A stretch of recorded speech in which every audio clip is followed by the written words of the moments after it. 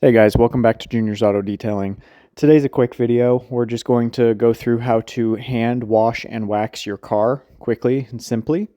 We've had a couple of comments on some of our shorts lately regarding different ways, different methods of waxing a car and what may be right, what may be not right.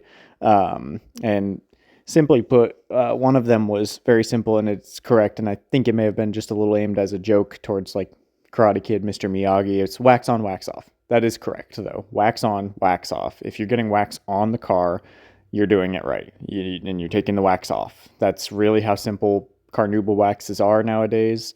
You don't need to make it much more difficult than that, but some comments that I had seen were, oh, it was not cured in the sun, and it wasn't applied in circular hand motions like you're seeing I'm doing right now, is circular motions to apply the wax on the car, which you absolutely can do, and that's the way I generally do it, but it doesn't really matter. At the end of the day, if you're getting the wax on the car, you're doing it right. If you're taking it back off, if you're getting the results you want, then you're doing something right.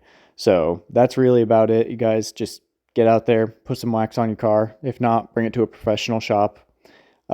Like and subscribe if you want to see some more stuff like this. Have a great day.